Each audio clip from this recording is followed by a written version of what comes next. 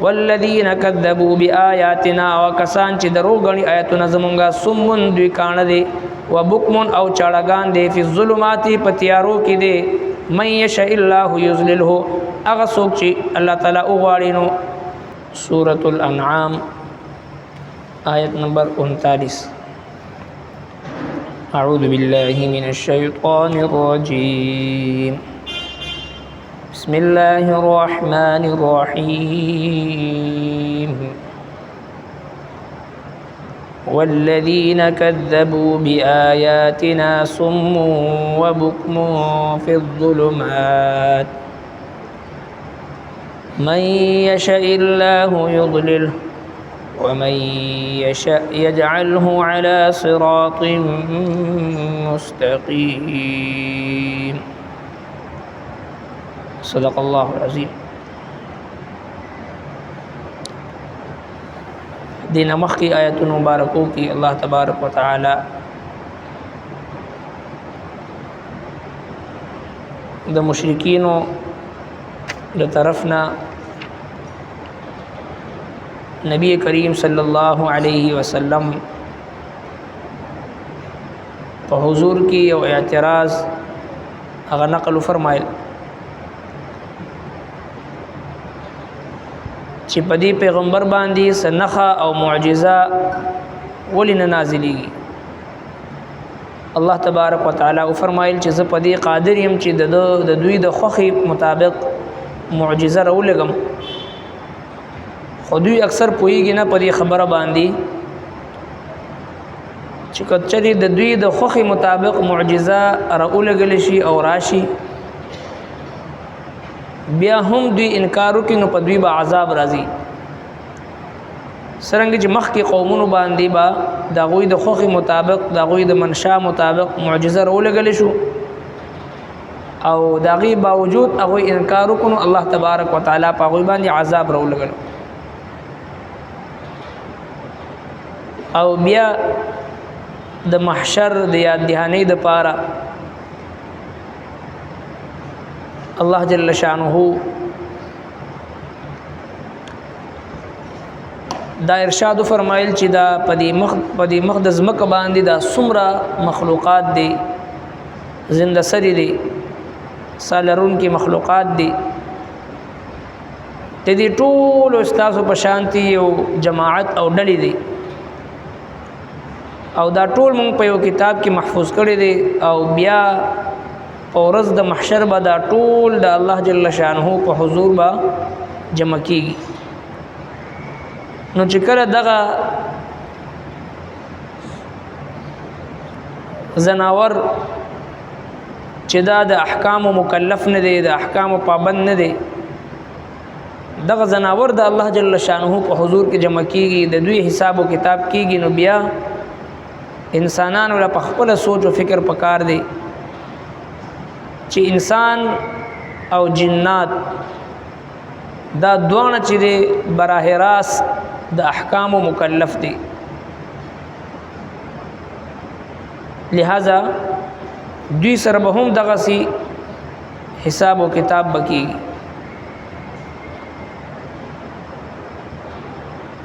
نرنه چې کوم آیت مبارکه دی پدې کې الله تبارک وتعالى فرمایي چې کم کسان زما د آیتونو انکار کوي، تکذیب کوي، د دوی مثال د کانو دی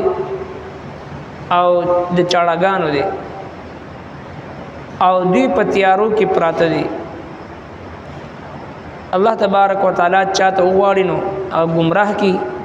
او چاته چې وغواړي هغه په نیغه لار باندې روان کی. والذین کذبوا بآیاتنا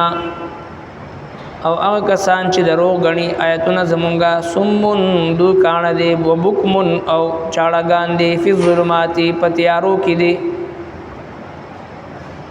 کان دي او چاړګان دي. بظاهر باندې خو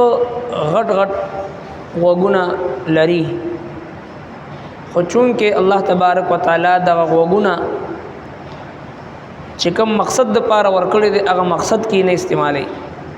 الله تبارک وتعالى د انسان قوت سماعت دې دپاره ورکړی چې دوی د الله کلام ووري، حق ووري، او دغسې دغه قوت سماعت د اورېدلو صلاحیت دا د حق دپاره استعمال کی، ضرورت دپاره استعمال کی، او دغه قوت سماعت په دې باندې غیبتونه، په دې باندې چغلخوري، په دې باندې ګانا بجانا، په دې باندې شرکیات، او په دې باندې کنزل وینا، او په دې باندې فضول لغوه خبرې دا بناوري. نو چې کله دغه د غوږونو دا صلاحیت دا د باطل دپاره استعمال شي، کفریه کلمات اوریدو دپاره استعمال شي، د غوږونو دا صلاحیت د موسیقي د غانې بجانې اوریدو دپاره استعمال شي، او دغسې د چغلخوري د اوریدو دپاره استعمال شي، نور لا یعنی کنزل وینا د دې اوریدو دپاره استعمال شي، نو بیا الله تبارک وتعالی په نس باندې دغه کس دوی ګونګیان دي، کاڼه دي. ځکه الله تبارک وتعالی فرمایي لهم قلوب لا يفقهون بها، د دوی غوږونه دي، د دوی زړونه شته خو په هغې باندې دوی پوهېږي نه. ولهم اعین لا یبصرون بها، د دوی سترګې شته خو قتل پې نه کوي، ړانده دی. دغه سترګې الله تبارک وتعالی د حق کتو دپاره، د خپل کلام تلاوت دپاره، د قدرت علامات د کتو دپاره الله تبارک وتعالی ورکړي، خو دا په هغې کې نه استعمالیږي، دا د ګناه د معصیت دپاره چې کله استعمال شي. ولهم اعین لا یبصرون بها، د دوی سترګې شته ده خو دوی پې حق قتل نه کوي. ولهم آذان لا يسمعون بها، د دوی غوږونه شته خو په هغې اورېدل نه کوي، عامې خبرې اوري، دنیاوي خبرې اوري، د خپل د مفاد خبرې اوري، خو چې کوم حق اورېدو دپاره الله تبارک وتعالی دوی ته دا غوږونه ورکړي خو هغه نه اوري. او بیا الله تبارک وتعالی د هغه خلکو مثال بیان کړی دی چې کوم خلک حق نه ویني او حق نه اوري، او دغسې چې دی حق نه وي، الله تبارک وتعالی فرمایي اولئک کالانعام بل هم اضل، د دغه خلکو مثال د زناورو دی، بلکې د زناورو نه هم بدتر دی. ځکه چې رب کائنات کوم مقصد دپاره دته اعضاء او جوارح اندامونه ورکړی دی، په هغه مقصد کې نه استعمالي.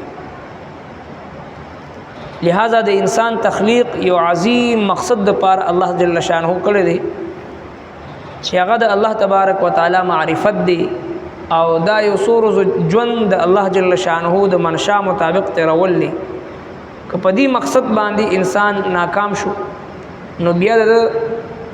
زندگی هغه فضول او عبث دی. افحسبتم انما خلقناکم عبثا وانکم الینا لا ترجعون، تاسو دا ګمان کوئ چې مونږ عبث پیدا کړی شو،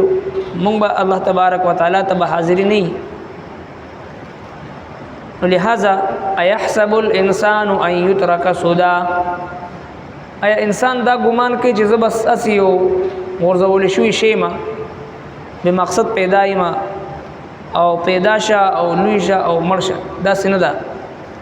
بلکې یو عظیم مقصد د انسان د زندګۍ مخې ته هغه موجود دی. هغه مقاصدو کې ټولو نه بنیادي مقصد خپل زندگی د الله تبارک وتعالی د خلیفہ په طور باندې، د الله تبارک وتعالی نائب په طور باندې په مقدس مکه باندې هغه تیر کی. انی جاعل فی الارض خلیفہ، د خلیفہ په طور باندې الله تبارک وتعالی د انسان په مقدس مکه باندې پیدا کړی دی او را لګلی دی، چې دی د خپل مختصر زندگی د الله تبارک وتعالی د احکام مطابق به تیری، دا عبث نه پیدا کړی شوی. او بیا الله تبارک وتعالی د سره د ژوند د یو یو لمحې حساب او کتاب وکړي، او بیا د دې انسان د ژوند ابتدا نه انتها پورې د هر څه کل فی کتاب مبین، دا په یو ښکاره کتاب کې لیکلی موجود وي چې کله دا کتاب انسان بیا روز د محشر وګوري بیا به تعجب کوي چې مال هذا الكتاب دا څه عجیب کتاب دی لا یغادر صغیرة ولا کبیرة الا احصاها ورکوټ سیز او د غټ نه غټ سیز په دې کتاب کې راجمع دی زما د ژوند یو لمحه په دې کې محفوظ دی ووجدوا ما عملوا حاضرا کم عمل چې دا کړی وي په دې کې موجود وي لہذا په دې مختصره زندگی کې الله تبارک وتعالى چې مقرره کړی دا نو دغه قوت سماعت قوت بصارت قوت گویایی د لیدلو صلاحیت د اوریدلو صلاحیت او د کتلو صلاحیت د وینا صلاحیت دا د الله تبارک وتعالى د دین د پاره مونږ خرج د الله جل شانه د عظمت او د کبریای تذکرہ او د الله تبارک وتعالى احکام په خپل ژوند کې راوستل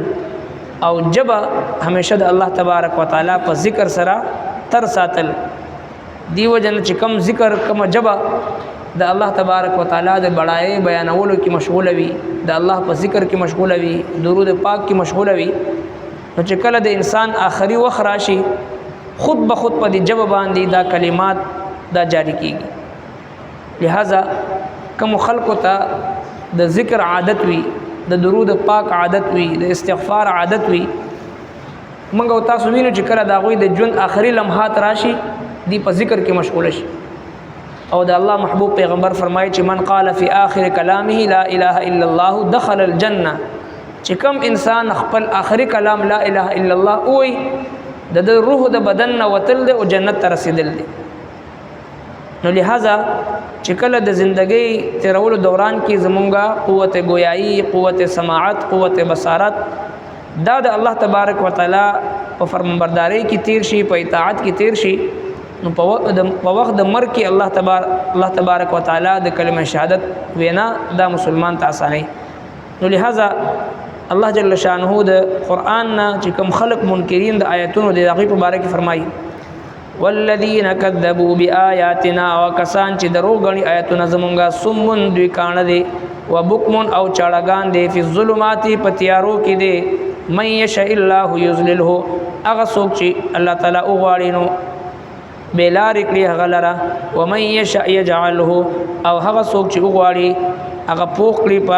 په لار نه غباندي الی صراط مستقیم په لار نه غباندي صدق الله